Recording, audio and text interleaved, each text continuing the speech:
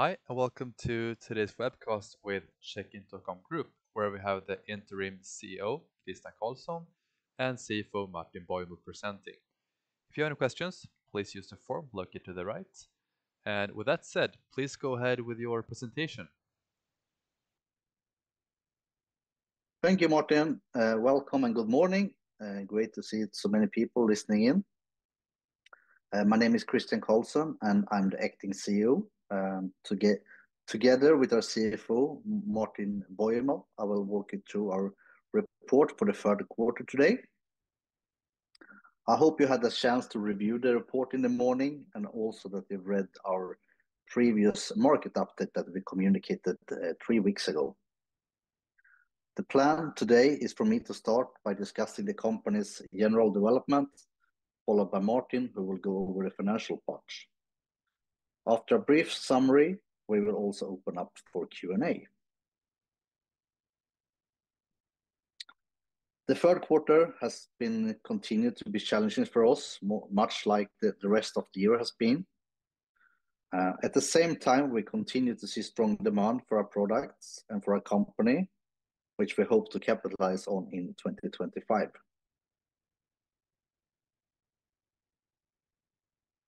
Our revenue in the quarter amounted to 18.6 million Swedish kronor.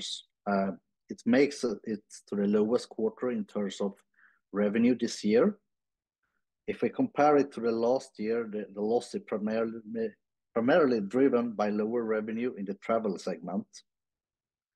If you compare for the quarters during 2024, the quarter is mainly affected by the loss of revenue from Detta Corp with 3.3 million Swedish kronor.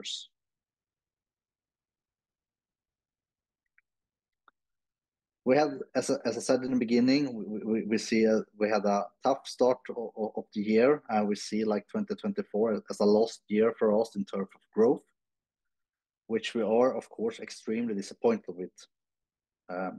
This is primarily driven by our significant investments in product and marketing in the travel vertical, which has not been paid off yet. However, we are looking forward with great optimism into this vertical as we made serious investments through the year, and we are in many discussions and ongoing procurement processes with many leading global airlines around the world. As we previously communicated in our market updates, there is some concerns regarding our collaboration with this large Swedish fintech company, meaning that we currently have no revenue from this customer. However, we hope that this agreement should be up and running again. We have significant opportunities to capture market share in the emerging Brazilian regulated iGaming market, which is expected to be regulated start from January 2025. We have also previously announced a partnership agreement with Creatio and are now live on their marketplace. That means that over 7,000 companies globally can use our products through a simple configuration on the Creatio platform.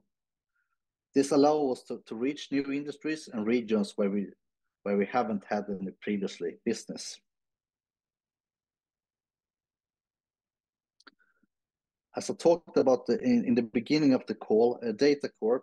Detta Corp is a company we acquired in the beginning of 2022, specialized in advanced technology, particularly in image analysis and facial recognition, and is now fully live as part of our software offerings. With the acquisition of Detta Corp, it was included revenue from a client called RingCentral, which was about 1.1 million Swedish krona per month. It was, however, also associated personal costs at the same levels. It's been difficult to scale this opportunity together, and we have, for that reason, agreed with RingCentral to end the partnership.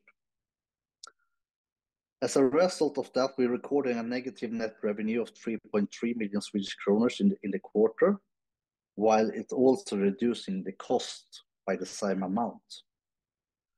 This has led to a reduction in the numbers of employees in the group, decreasing from 63 to 55 in the third quarter.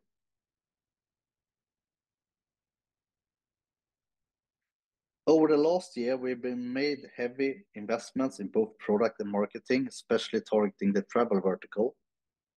Although this investment has not paid off yet, we are convinced that they are the right steps for the future. This industry is by much longer processes compared to other sectors, especially regarding procurement and regulatory compliance, which makes it to take considerably longer for us to close deals.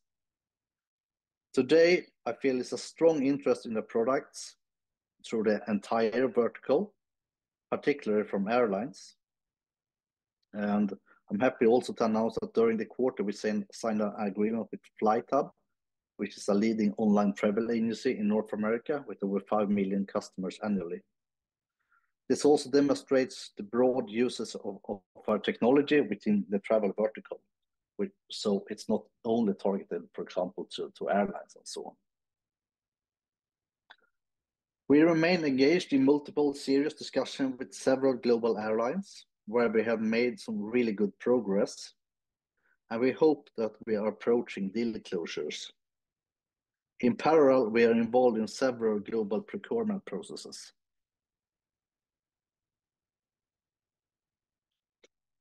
The iGaming industry has been a quite lean year for us, both due to challenging markets for existing clients and perhaps a little bit reduced focus on this industry on our part ourselves.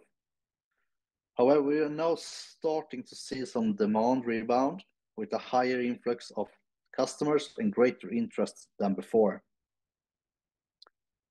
I want to highlight the agreement with Stake.com, the world's fastest growing iGaming company, which has already led to additional contracts for our products, even though they have not been going live yet.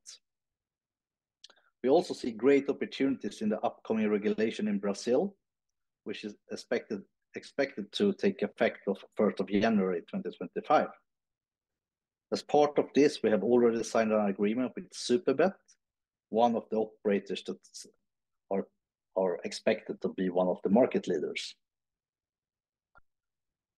With the current regulatory momentum and a general focus on enhancing customer knowledge, we feel really well positioned for additional opportunities going forward.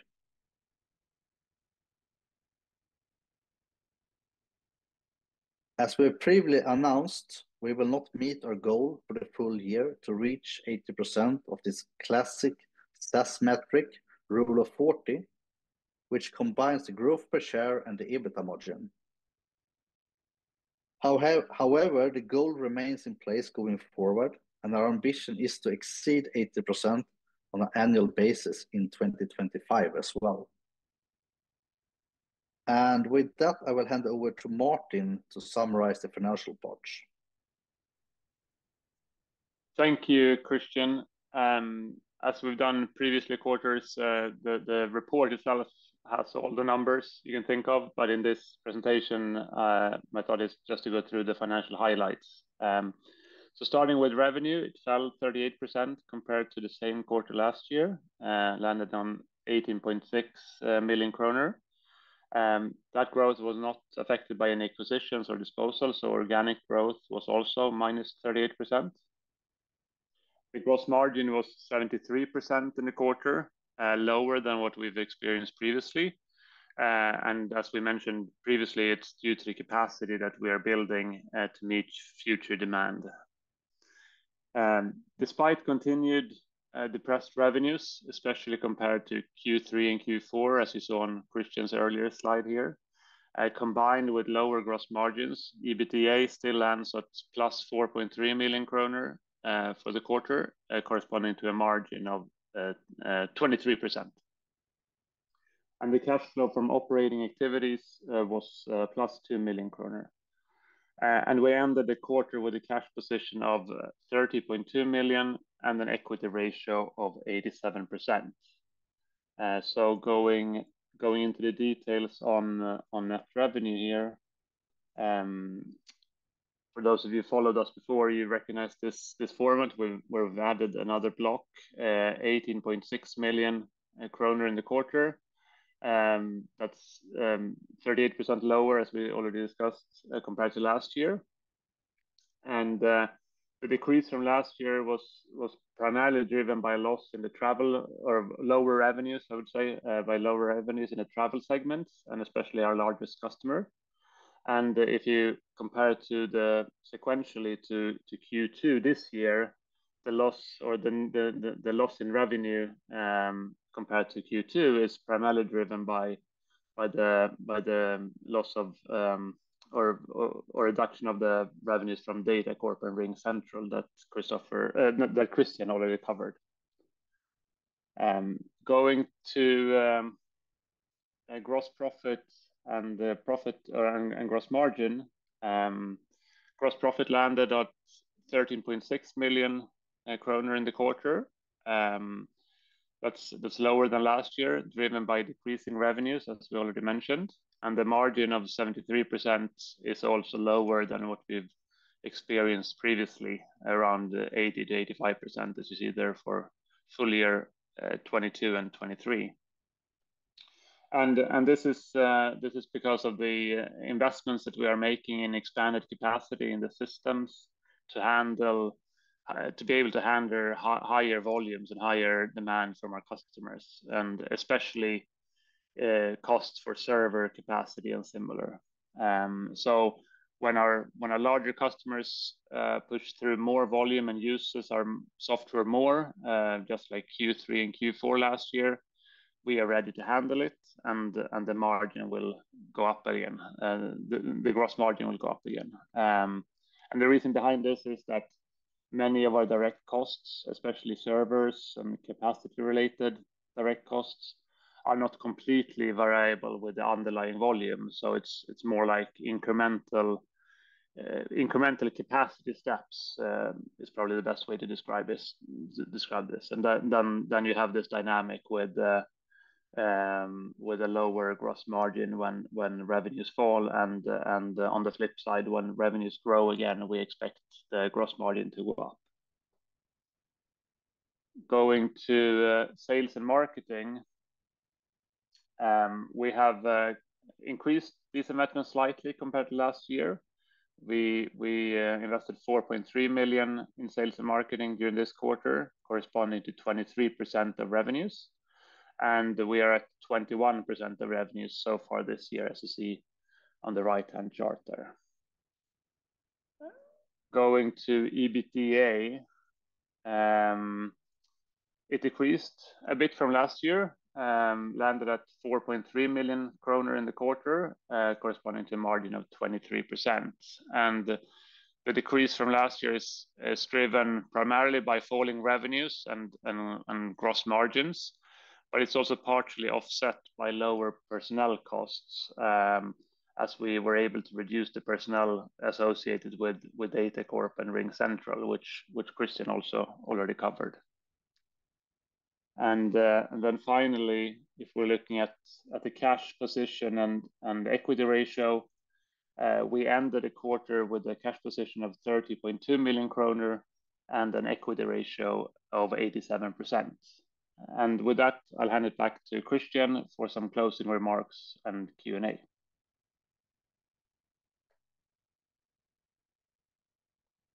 Thank you, Martin. To summarize, we view 2024 as a lost year in terms of growth.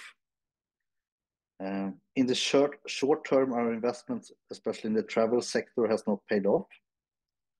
But we have a strong belief in this vertical going forward. It's a really big interest of our software. As we also previously communicated, there is some uncertainty around our future collaboration with a large Swedish fintech company, meaning that this partnership is currently not revenue generating, but the contract remains intact. The contract tied to our prior agreement with Data Corp has ended, which had a negative effect on the revenue and growth in Q3. We are in several discussions with global airlines where we see that we are could close deals quite soon. We see substantial opportunities for capturing market share in the upcoming regulated Brazilian iGaming market. And despite the challenges this year, we continue to feel that we are in a strong position and that we should be able to scale up going forward. And before we move to the Q&A, I would like to thank those of you who's following us and listening in. Or if you feel anything is missing or you want us to clarify certain points in future presentations, please feel free to email us at ir@checkin.com. And with that, I will hand it over to Finwire for the Q&A. Thank you for that presentation. And yes, let's jump right into the Q&A section here. We'll start with the first question. How does the payment model with Croatia work? Is there some type of revenue share? So we classify Croatia as this type of like platform deals. The platform deals can work in different type of commercial setups, revenue share, reselling, and so on.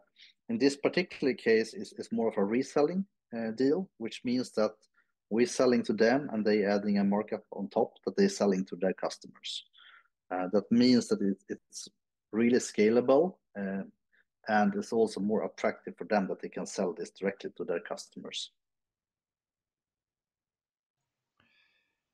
In previous reports, you have referred to seasonal variations in terms of travel volumes. Why does traffic not return if these are seasonal variations? It is some seasonal variation industry. Normally quarter 3, especially in Europe, it is always the strongest, followed by quarter 4. I think that was what we saw in end of 2023. But at the same time, we also have a reduced traffic from what is called OTAs, online travel agencies. So the information that has been communicated before has been based on the fact that we had a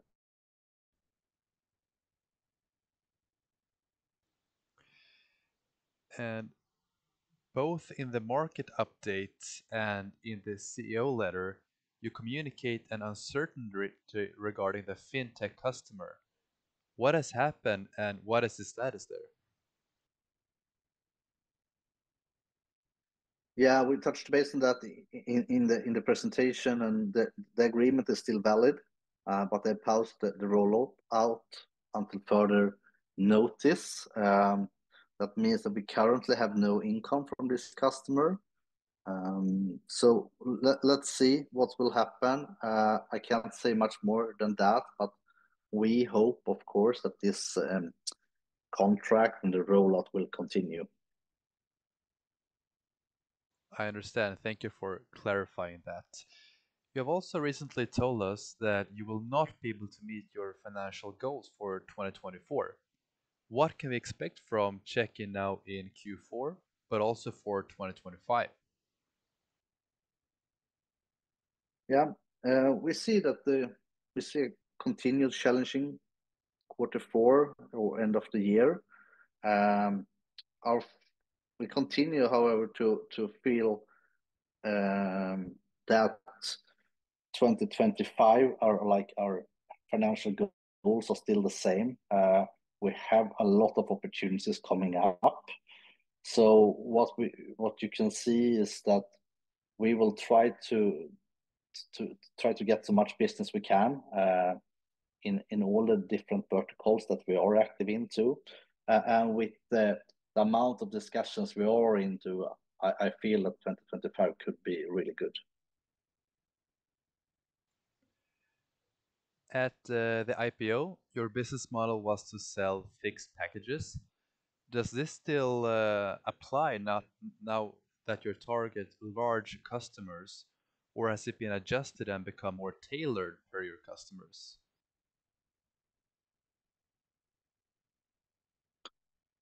No, but the main business of us is the fixed packages. that's the, what should I say, the default part of all our deals basically. But obviously sometimes we also need to be flexible in certain deals if it's specific regions or specific verticals and so on. But in majority of the cases, it's fixed packages we are selling. I understand. And you have told us that your software helps Ryanair identify customers who booked tickets through OTAs. Are these OTAs they have an agreement with, or only those they do not have an agreement with? No, regarding the large airline we work with, we have several different type of use cases. It's both coming from OTAs and from like usual bookings. As we also communicated before, we have built some new software together to be able to attract all type of bookings. And one of example of that is today live in the Irish market, and we hope to be able to scale that to more markets going forward.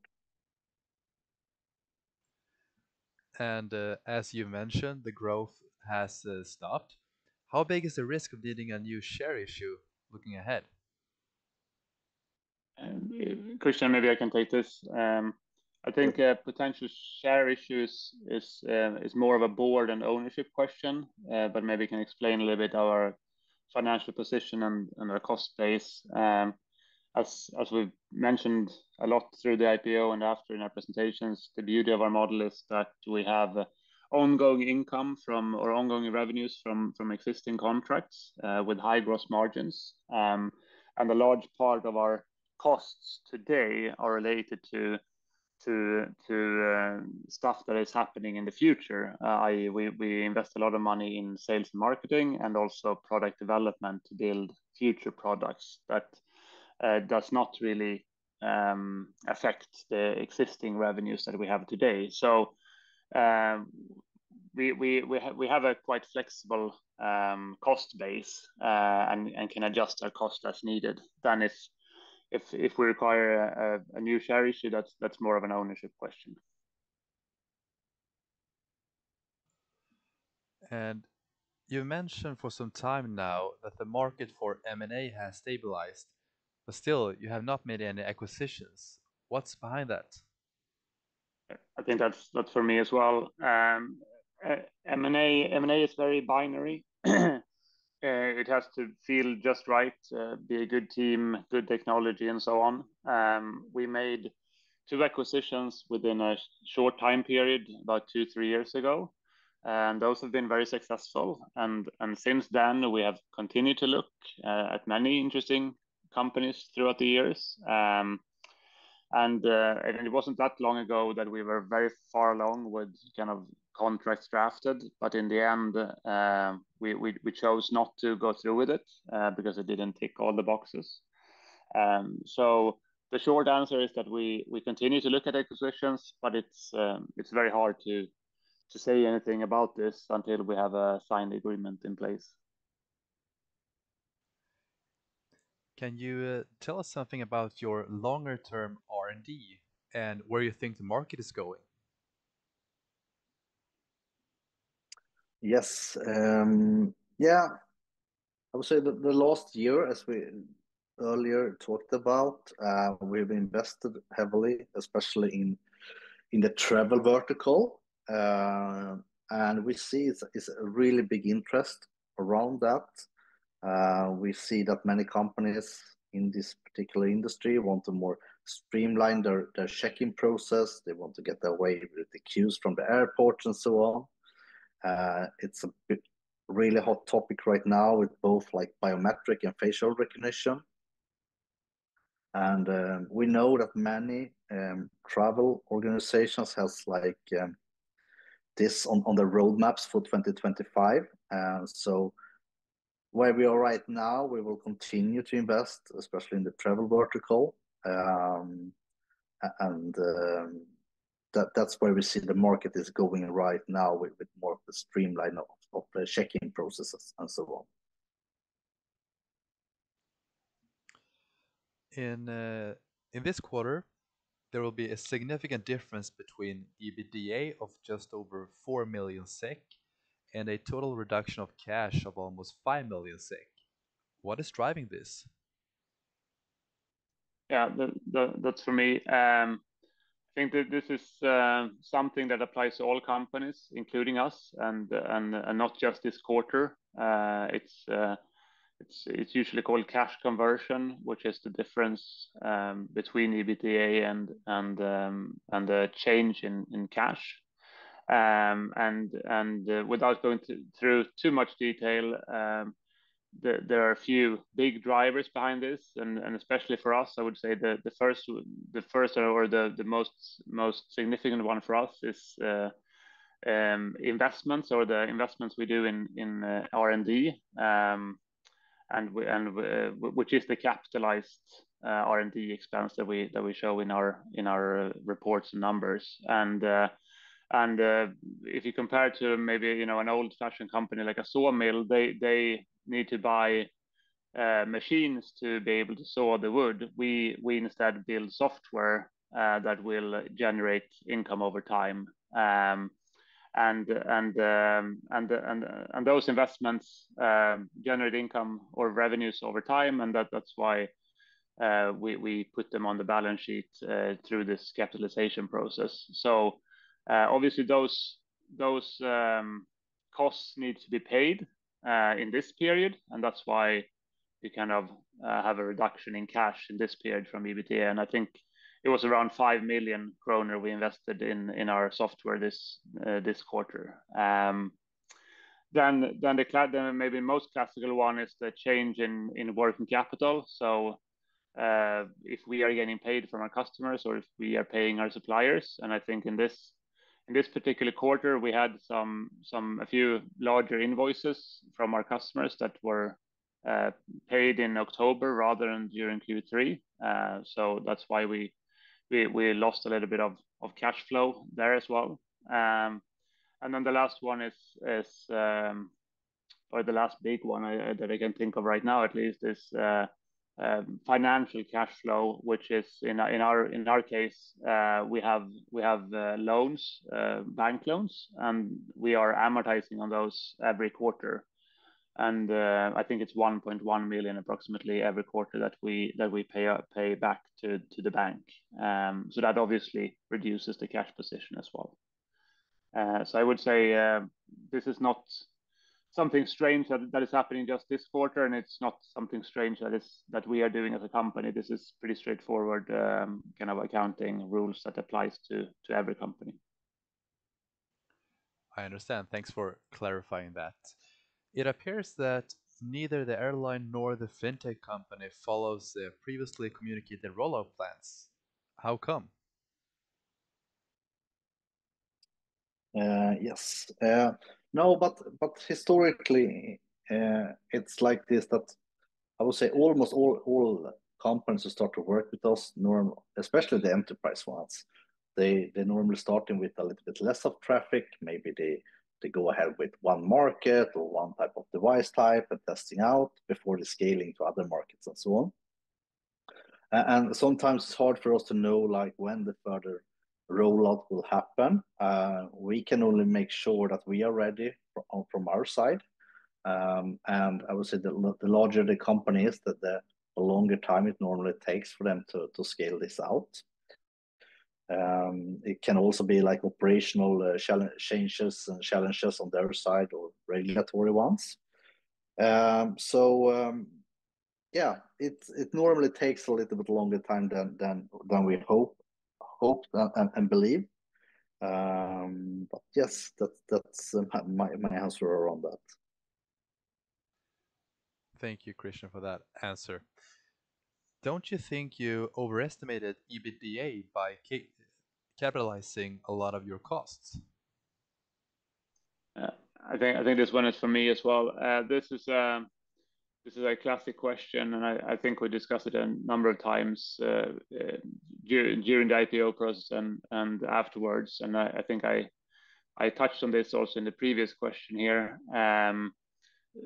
but the short answer is we are a product-driven company that invests a lot to build our software, and building software takes time and costs money, and you don't get revenues until it's complete, and then you can start selling it, and it generates revenue over significant time after that. So when you have when it works like that, the accounting rules kind of forces us to capitalize those investments that are relevant for this, which is the R&D costs, and the principle behind this is the matching principle, where the accounting rules say that you should match revenues and costs, and by capitalizing these costs now and then depreciating them in a future period, then we have that matching between the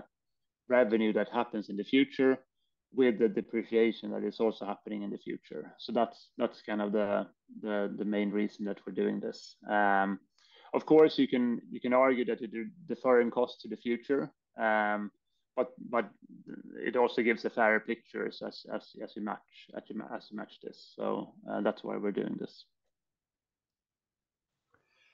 And you talk repeatedly about the airline and the fintech company. Are there no other major projects or clients that you believe in? I think we already in the report talked, for example, about Croatia. We talked about the opportunities in Brazil and so on.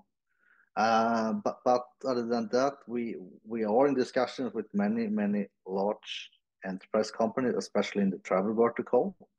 But before something is signed there, there's basically not much more to say about that. I understand. Thank you for that answer. The income is decreasing.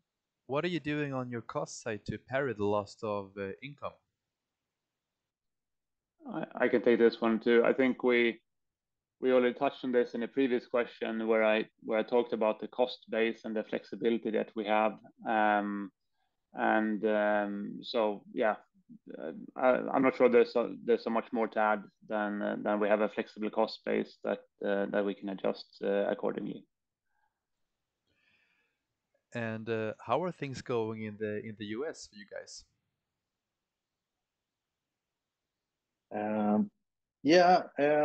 We feel it's increased interest for us as a company. We hired a new country manager this spring, 2024. We have said it before, we are in many interesting conversations, mainly related to the travel vertical. And one example for that is the agreement we signed now with Flight Hub. But it looks positive.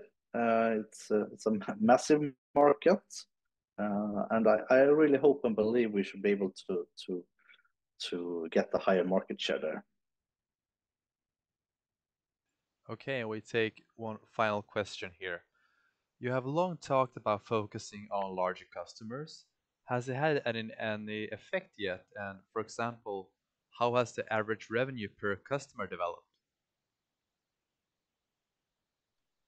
It's not really a KPI we measure, but as everyone knows who's been following us this year, is that it's probably has not been on the positive side, especially with our largest customer.